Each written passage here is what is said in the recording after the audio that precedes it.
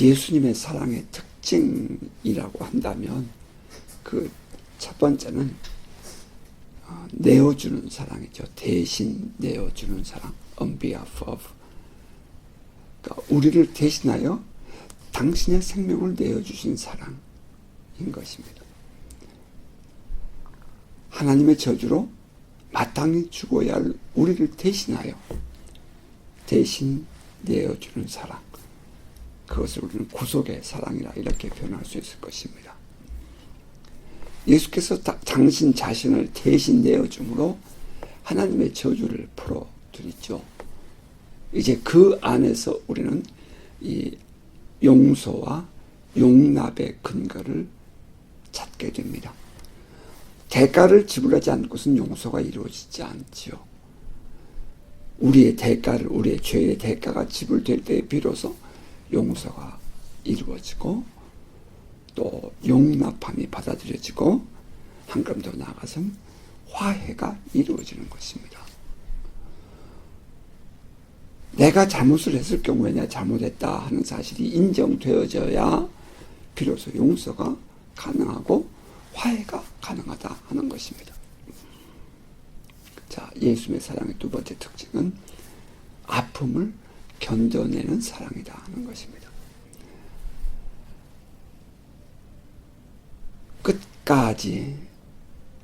끝까지 사랑하시니라 하는 오늘 본문 속에는 그 예수 그리스도께서 아픔을 이겨내고 오래 참아주신 사랑이 그 안에 들어있음을 보게 됩니다.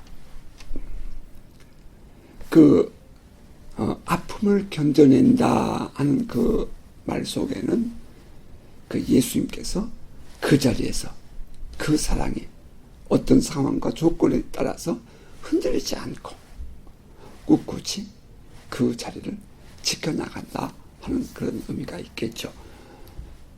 우리가 본문을 더 묵상해보면 지금 예수님은 12명의 제자 가운데 한 명이 배신할 것을 알고 계셔요. 그럼에도 불구하고 끝까지 사랑하시니라 이렇게 되어 있다는 것입니다. 또 뿐만 아니라 예수께서 이 아픔을 견뎌내는 사랑 중에는 예수를 배반했던 베드로를 찾아가서 용서하시는 그 아픔을 또 스스로가 견뎌내는 것입니다. 찾아가는 사랑이죠. 내가 먼저. 나는 고기나 잡으러 갈래 하고 고기잡이 떠나버린 그 베드로를 예수께서 이른 새벽에 찾아가서 그를 만나주신 것입니다. 아픔을 견뎌내는 예수의 사랑이었던 것입니다. 또 하나의 가장 큰 그 예수님의 사랑의 특징이라고 한다면 그것은 아가페 사랑이죠. 이 예수께서 우리에게 보여주신 사랑은 절대적인 사랑입니다. 어느 누구도 흉내낼 수 없는 거죠. 이 사랑의 본체이신 하나님이 그 아들을 우리에게 내어주심으로 근본적인 사랑의 기준을 제시해 주었다라고 말할 수 있겠습니다. 오늘의 본문은 이렇게 시작하죠.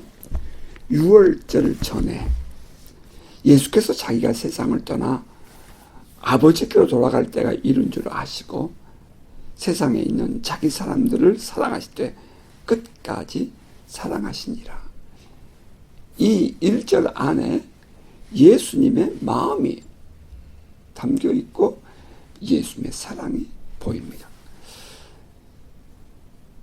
그 1절에 우리가 그냥 쑥 지나가면서 읽어보면 6월절 전에라는 그 내용이 그 예수께서 돌아가시는, 그러니까 그 단어가 어디에 걸리는가 하는 그런 질문이 나오게 되는데요. 영어에 보면 이렇게 되어 있어요. It was just before the Passover feast. 그러니까 6월절 바로 그 전이었다. 그런 말이죠.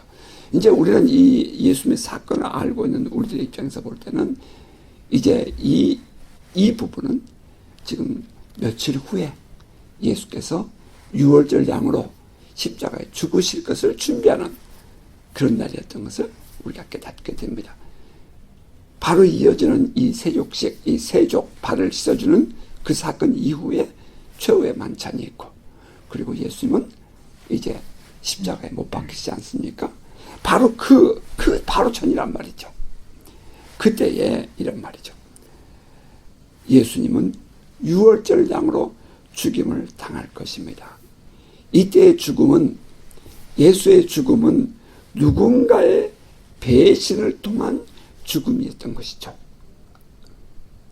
누군가의 유월절 전에라는 그 단어 속에 들어있는 의미가 지금 거기까지 포함된다는 거예요. 바로 이제 이어지는 절이 나오겠습니다만은, 그 누군가의 배신을 통해서 당신이 죽임을 당한다는 사실을 알면서도, 그런 뜻이 그 안에 들어있어요.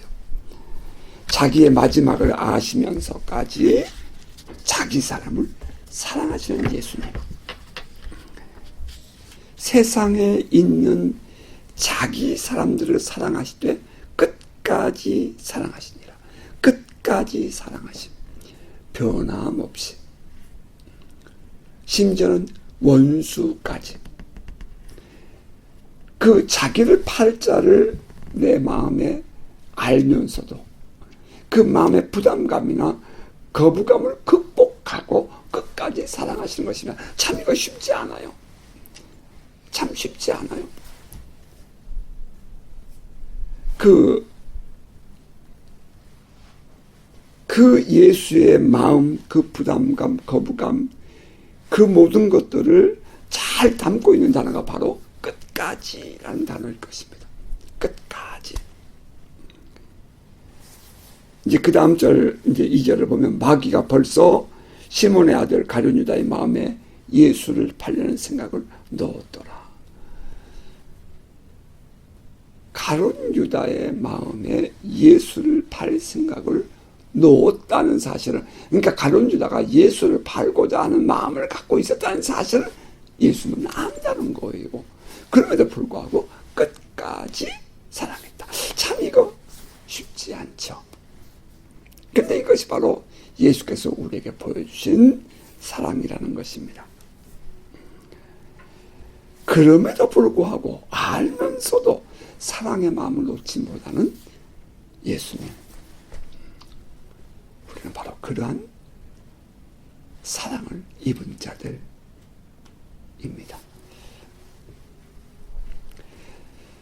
이제 이어지는 본문은 그 예수께서 끝까지의 사랑을 보여주는 그 예수님의 행위가 기록되어 있는데요.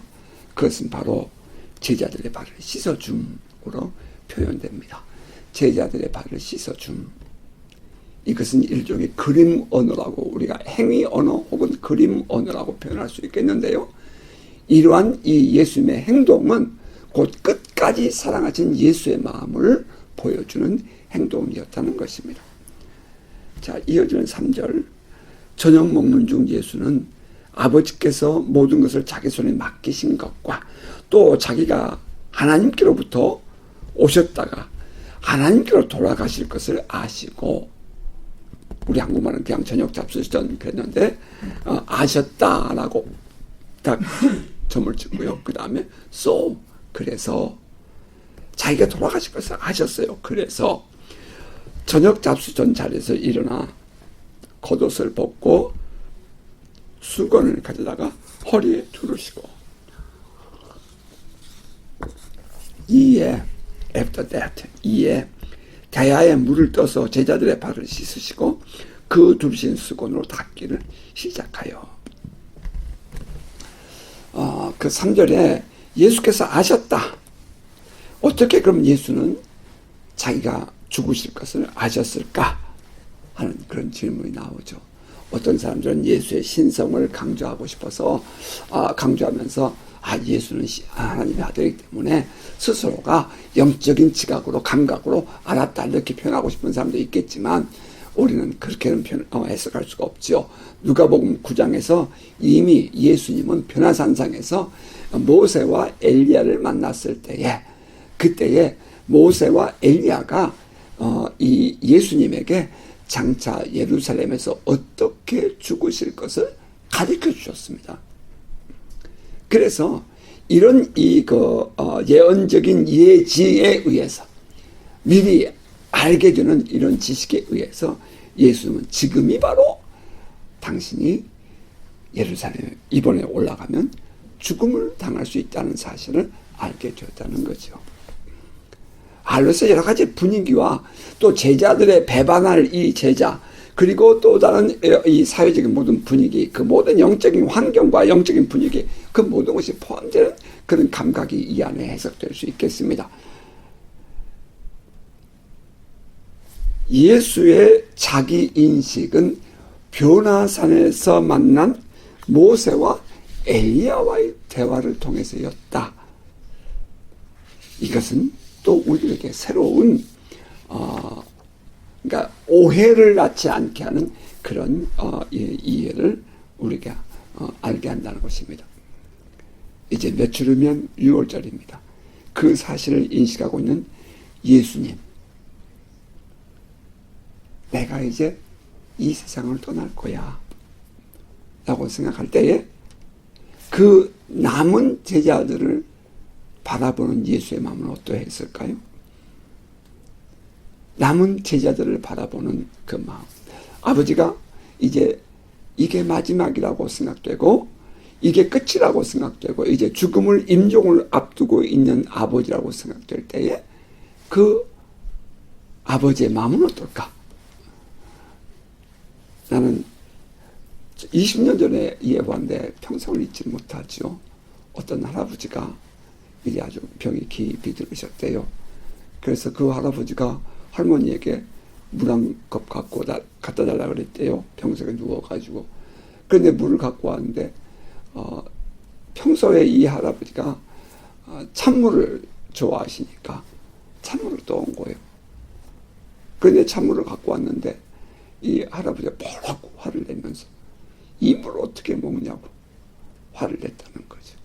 그러니까 이 할머니는 평소에 자기가 그렇게 이 찬물을 좋아해놓고는 왜 저렇게 화를 내냐고 막 화를 내면서 울면서 나가지라는 거죠. 그 문을 나가는 뒷모습을 보면서 할아버지가 눈물을 흘리면서 저 혼자 어떻게 사나 그러면서 울었다는 이야기. 저 혼자 어떻게 사나. 그게 내 20년 전에 한 책에서 읽은 이야기인데 평생을 떠나지 않아요. 앞으로 이 사람들이 혼자 어떻게 사나, 이 제자들이 어떻게 살아갈까. 그 마음에 예수님의 이 표현, 그 마음의 표현이 뭘로 나타났어요? 바로 제자들의 발을 씻어줌으로 나타났다는 거예요. 자, 그렇다면 그 발을 씻어줌이 어떤 의미가 있길래 그랬을까 하는 질문이 또 나오겠죠. 이 발을 씻어주는 것은 주인으로서 여행을 다녀온 사람에 대한, 먼 길을 온 사람에 대한 섬김의 표현이었습니다. 종을 통해서 하는 것이지만, 물론 종이 하는 것이지만, 그러나 주인의 입장에서 바라볼 때는 발을 씻어주는 것은 그 사람에 대한 사랑의 표현이고 섬김의 표현이라는 거죠. 발을 씻어줌으로 말미암아 먼 거리 여행하고 돌아온 그 사람에 대한 공감, sympathy, 공감, 같이 그 마음을 나눠주는 것이 발을 씻어주는 것입니다. 또 예수께서 이 제자들의 발을 씻어줬다 하는 그 말은 스스로 종의 삶을 실천해 보여주므로 제자들에 대한 사랑을 표현해 주었다는 것입니다. 눈높이를 낮춰주는 것이고 또 삶의 기준을 낮춰주는 것이고 또 내 마음을 그들과 함께하는 것을 의미합니다. 그러니까 종이 되었다 하는 것은 단순히 종이라서 종이 아니라 종의 마음을 갖는 것을 의미하는 거지요. 우리가 사랑과 나눔의 삶을 산다고 할 때에 내가 누군가와 함께 누군가를 내가 섬긴다고 생각할 때 내가 종이라고 생각하면 못하지요. 아니죠. 사랑하는 마음을 가지고 내가 낮춰줄 때에 그를 섬겨줄 수 있는 것입니다. 그 안에 진정한 사랑이 있는 거죠. 그냥 종이라고 생각하고 내가 종이냐? 그래버리면 이제 그 다음부터 그의 모든 행동은 다 종이죠. 그때에 그래 내가 종이면 어때? 내가 사랑하는 마음으로 섬겨줄 때에 이제 상대방을 공감해주고 이해해주고 품어줄 수 있는 넓은 마음이 되는 것입니다. 앞으로 제자들이 살아가야 할 삶을 생각할 때 참 기가 막히죠? 그에 따르는 애정의 표현일 것입니다. 안타까운 마음이 지금 이 예수님 안에 있다 하는 것입니다. 이 복음을 전하는 자의 발을 아름답다라는 표현이 있잖아요. 이 제자들이 앞으로 이 복음, 하나님 나라의 복음을 위해 살아갈 때에 겪어야 할 그 아픔, 그것을 생각하니 예수님의 입장에서는 안타까운 거죠. 이 예수께서 제자들의 발을 씻어 주었다 하는 그 속에는 이와 같이 예수님의 깊이 감추어진 마음이 들어 있었다는 것입니다. 자, 이어서 이제 베드로와의 대화가 이루어지는데 그 안에 또 예수님의 교훈이 들어있죠. 6절 이하입니다. 시몬 베드로에게 이르시니 베드로가 이르되 주여 주께서 내 발을 씻으시나이까? 예수께서 대답하여 이르시되 내가 하는 것을 내가 지금은 알지 못하나 이후에는 알리라. 그러자 이제 베드로가 이르되 내 발을 절대로 씻기지 못하시리이다. 그러자 예수께서 대답하시되 내가 너를 씻어주지 아니하면 내가 나와 상관이 없느니라. 자, 그 말을 듣자 시몬 베드로가 이르되 주여 내 발뿐 아니라 손과 머리도 씻어주십시오. 이렇게 말씀을 드립니다. 그러자 이제 예수께서 말씀하시기를 이미 목욕한 자는 발밖에 씻을 필요가 없느니라. 온 몸이 깨끗하니라 라고 말씀하십니다. 그러면서 하신 말씀이 너희가 깨끗하지만 다는 아니다. 이렇게 말씀을 하십니다. 발을 씻어줌의 의미, 지금 제자들의 발을 씻어주고 있는 그 속에 들어있는 의미가 뭐예요? 첫 번째는 관계입니다. 관계, relationship. 관계가 없으면 씻어줄 수가 없죠. 씻어줄 이유도 없죠. 그 관계가 형성되어 있다는 그 의미가 바로 이 발을 씻어줌 속에 애정의 관계, 사랑의 관계, 섬김과 종의 관계, 그러한 것들이 그 안에 들어있는 거죠. 스승과 제자의 관계, 본을 보여주신 스승의 모습입니다. 앞으로 너희도 이 세상 살아갈 때에 어떻게 살아갈 것인가? 구세주와 죄인의 관계, 회개하면 용서하신다는 것을 의미하죠. 우리가 회개하면 언제든지 주님은 용서하신다 하는 그런 말입니다.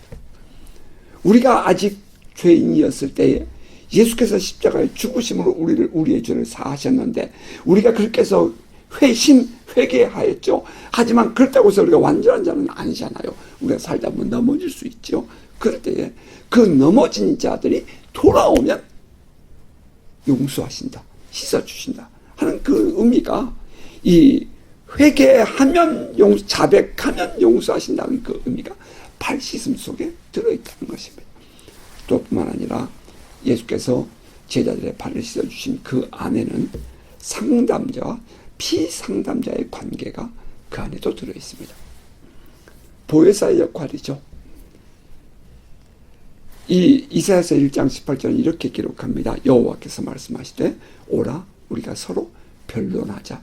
그 변론하자 하는 그 단어가 상담하자 하는 단어입니다. 너희의 죄가 주홍 같을지라도 눈과 같이 이어질 것이요 진홍같이 붉을지라도 양털같이 희게 되리라. 어떻게 하면 주홍 같고 어떻게 하면 진홍 같을까요?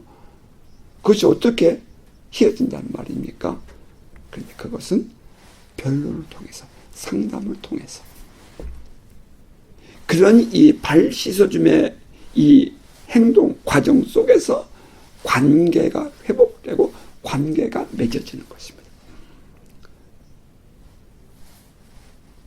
이제 두 번째 우리가 이 예수께서 제자들의 발을 씻어줌에 그 속에서 주님이 우리에게 주고자 하는 교훈은 뭐예요? 그림 언어로서의 표현이라는 것입니다. 다시 말하면 목욕과 발 씻어줌의 차이를 가르쳐주고 있다는 거예요. 만약에 내가 너의 발을 씻어주지 않으면 너와 나와 상관이 없다. 그러면 발뿐 아니라 손과 머리도 씻어주세요. 아니다. 이미 목욕한 사람은, 몸이 깨끗한 사람은 발만 씻으면 된다. 목욕과 발 씻어줌의 차이를 가르쳐주고 있는 거죠. 진정한 회개를 한 사람도 넘어질 수 있음에 대한 이해를 우리에게 전제해 주고요. 거기서 말하는 진정한 회개라는 것은 예수님을 따르는, 예수님께 돌아온 그 인격적인 회개를 의미하는 거지요. 인격적으로 예수께 돌아오는 것. 하지만 사는 동안 넘어지는 일에 대해서는 자백하고 용서를 구하면 주님이 그것을 받아주신다는 것입니다. 만일 우리가 우리 죄를 자백하면 저는 미쁘시고 의로우사 우리 죄를 사하시며 우리는 모든 불의에서 깨끗게 하실 것이요 라고 성경은 말하지 않습니까? 어쩌면 장차 이 베드로에게 일어날 일에 대한 예언적 의미도 그 안에 감춰져 있다고 저는 이해합니다. 베드로가 바로 그 몇 주 후에 예수님이 붙잡히셨을 때 예수님을 3번 부인하는 사건이 일어나잖아요. 그때 그 베드로가 회개하면 용서하신다는 의미가 그 안에 들어있는 거죠. 자, 그러면 가룟 유다는 어떻습니까? 예수께서 말씀하시기를 너희가 다는 아니다. 너희가 깨끗하나 다는 아니다. 라고 말씀하신 그 이어지는 말입니다. 너희가 깨끗하나 다는 아니니라 하시니라. 이는 자기를 팔자가 누구인지 아심이라. 이미 예수는 알고 계셨어요. 그러므로 다는 깨끗하지 아니하다 하시니라. 자, 가룟 유다. 왜 그러면 예수님을 그렇게 가까이 따르던 제자 가룟 유다는 그렇게 넘어질 수밖에 없었을까 하는 질문을, 이 원초적인 질문을 가져보게 됩니다. 예수님께서 그도 부르셨습니다. 그는 예수께서 부르신 사람들 중에 한 사람이에요. 어찌 생각해보면 아니 왜 그런 사람을 불러가지고 이렇게 힘드냐고 그렇게 말할 수 있겠죠. 우리가 전도도 마찬가지고 사람들을 데려와서 우리가 목회할 때도 마찬가지죠. 왜 그런 사람 데려와가지고 이렇게 우리를 힘들게 하냐고 말하고 싶은 사람도 있을 거예요. 근데 예수님도 그랬다는 거예요. 뿐만 아니라 이 가룟 자는 예수님을 아주 가까이 따랐던 사람입니다. 심지어는 그 12명의 제자들을 그 그룹에 돈꾀를 맡은 사람이었어요. 다시 말하면 회개했다는 거죠. 돈을 회개하는 사람 같으면 믿을 만한 사람이었다는 것입니다. 책임감도 있고 열심도 있는 사람이었다는 거죠. 예수께서 이 마지막 만찬의 우리의 사건을 이제 우리가 뒤에 가서 보겠습니다만 그 마지막 만찬에서는 가까이 앉은 사람이에요. 예수께서 떡을 찍어서 그 입에다 넣어줄 수 있을 만한 그런 바로 그 가까운 곳에 앉아있는 사람이었다는 거죠. 그런데 그 가룟 유다는 예수를 그렇게 열심히 따랐지만 진정으로 예수께 돌아오지 않은 사람이었다는 것입니다. 이제 이게 문제예요. 우리가 함께 신앙생활하고 함께 우리가 가정을 이루고 우리가 함께 이 사회를 공동체를 이루고 살아갈 때에 그 가정은 함께 이루고 교회도 같이 나오고 우리가 사회생활도 같이 하지만 마음이 콩밭에 있는 사람들이 있다는 거예요. 자기의 목적을 이루기 위해서 가정을 이루고 자기의 목적을 위해서 교회를 다니는 거예요. 이게 사실 아픔이죠. 예수를 진정한 우리의 영혼을 구원할 메시아로 본 것이 아니라 당시 그 독립운동을 하는 사람들 중에 한 사람 정도로 생각했다는 거예요. 이 사회적인 분위기가 그랬거든요. 그때 사회적인 독립운동 지도자들을 그 사람들은 메시아라고 그랬어요. 실제로. 그러니까 이 열심당원이었던 이스라엘의 유대의 회복을, 로마의 통치로부터 독립을 이룰 지도자로 메시아를 보았던 거지요. 그게 바로 또 이제 이 정적인 맥락을 이어서 예수를 십자가에 못 박을 때에 유대인의 왕이라고 거기다 붙이는 그런 이유 중에 하나인 거예요. 이 열심당원이었던 가룟 유다는 자기의 열심으로, 독립운동가죠. 자기의 열심으로 예수를 따랐습니다. 그러나 그것은 자기라는 것을 강조하고 자기의 어떤 꿈과 비전을 이루기 위한 그런 방법이었던 것이지, 물론 그것이 국가를 위한 것이었다 할지라도, 다른 사람을 위한 것이었다 할지라도 그의 근본적인 인격적인 예수를 따름이 아니었다는 거예요. 여기에 이제 문제가 있는 거죠. 진정한 구원은 정치적인 메시아를 통해서가 아니라 십자가의 죽음을 통한 그 죄사함을 통해서 이루어진다는 이 사실을 어쩌면 그는 거부했을 수 있어요. 그래서 예수께서 그렇게 말씀했을 때에 가룟 유다는 예수를 떠나버리는 것입니다. 예수와의 관계가 그 인격적인 관계가 아닌 또 다른 어떤 목적을 위한 관계가 되어질 때에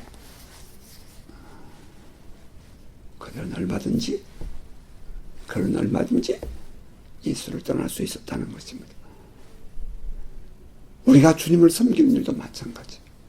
우리가 가정의 부부가 되고 우리가 사회의 한 구성원이 되는 것도 마찬가지.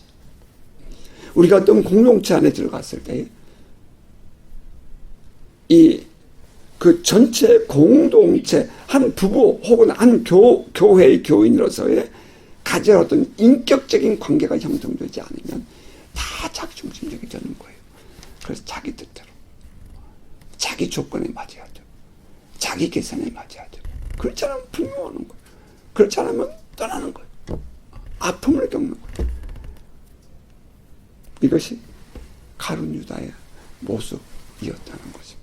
자, 그러다 보니까 이제 예수께서 너희가 다 깨끗하지만 다는 아니다. 너희가 다 예수를 믿는 것 같지만 다는 아니다. 말로는 예수를 믿죠. 말로는 교회 다니죠. 하지만 다는 아니다. 그렇게 말씀하신 것입니다. 자, 이러한 가룟 유다가 포함되어 있는 12명의 그 제자 그룹. 그러면 예수는 그 가룟 유다가 예수를 배신할 것을 아시면서 가룟 유다를 제꼈습니까? 그럴 수 없다는 거예요. 그럴 수 없다는 거예요. 이제 여기서 우리 신앙인들의 진정한 가치가 나와야 되죠. 그럼에도 불구하고 가룟 유다의 발을 씻어주고 계시는 그 예수의 모습. 여러분 어떻게 생각하세요? 그 마음이 어떠했을까요? 분노하면서 막 저주하면서 발을 씻었을까요? 아니면 안타까움을 씻었을까요? 막 더 애정과 함께 막 안타까운 미움이 막 불불 끓었겠죠, 그죠? 하지만 성경은 이렇게 말해요. 그럼에도 불구하고 끝까지 사랑하시니라. 참 아픈 현실입니다. 우리의 삶을 살아간 우리의 삶의 현장에서 겪어야 할 아픈 현실이에요. 이것이 예수의 사랑인 것입니다. 저는 감히 이 말씀을 묵상을 하면서 바로 이것이 우리 그리스도인들이 살아내야 할 삶의 가치가 아니겠느냐 도전합니다. 여러분, 이번 한 주간도 나의 삶의 현장을 다시 이해하고 또 해석하면서 끝까지 사랑하니라 하는 그 예수의 삶을 살아내는 복된 성도 되시길 주의 이름으로 축복합니다. 아멘.